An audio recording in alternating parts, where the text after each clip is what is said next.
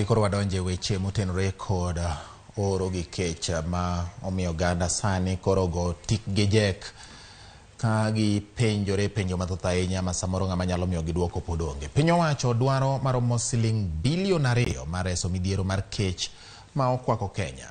Jalup jatend piny Kenya Rigathi Gachagua wacho ni nyaka sani maromo siling milion 114 osesol kama moko bende pod dwarore mar kedo kod oro. Gachagua loso kano sidho chenro mar ohala madhi kelo kanyakla piny owacho kod sekta mar ohala mag ji giwegi. Kaka imiyo waler kod jafwambo marwa Walter Nyambaga.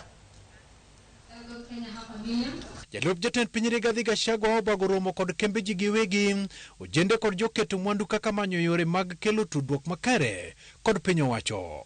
E kinde twak kod joketo mwandu kanyakla kod riwruok mag johala KEMSA, jalup jatend piny Rigathi Gachagua koni piny owacho dwaro omenda maromo milion 2 mapiyo mar reso oganda ma kech kayo e kendo oro tieko jambgi. You have raised over 114 million out of the Pamoja Tuungane initiative for our fellow countrymen and women facing food insecurity in our ASAL counties and elsewhere. This is very commendable. We know over 4.5 million Kenyans currently are in dire need of food and water, and a further 2.5 million livestock have perished. Currently, 20 arid and semi-arid land counties and another 45 wards in 9 additional counties are affected by drought.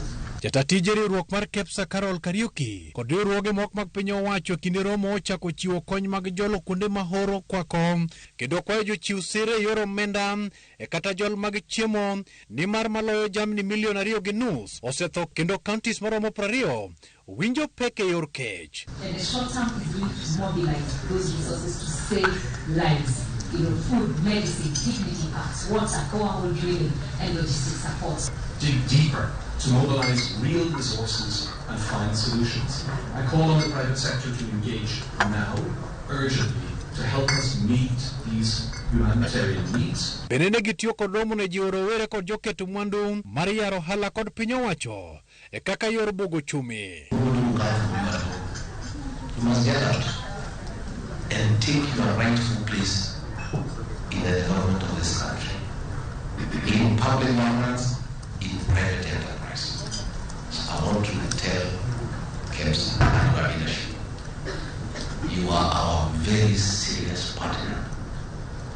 And with this youth agenda you have here, you are our friends. Kanyo tene kod jatend migao mar tuke Babu na Mwamba kod nyawadgi Rebecca Miano. Jotelo go koni piny owacho medo yaro talanta manyalo biro miyo kembe e kod joketo mwandu yaro dwaro margi kuom rowere mapachoka. We want to engage the Communications Authority of Kenya to see how they can collect more from media platforms where the creativity of our young people is played out, how that can be transformed, can be turned into sustainable revenue and income for our artists. We want the sporting industry to be a real industry where we manufacture and we put into the market a lot of the sporting equipment that our young people use out there to brand our country. Katodo koni piny owacho mar Kenya Kwanza chano keto e tim dwaro mar chuogo thuolo ne ojende. Muritiere ni onge mar tije go nyuol negi midhiero kakoro wenge gi menyo piny owacho mar Kenya Kwanza.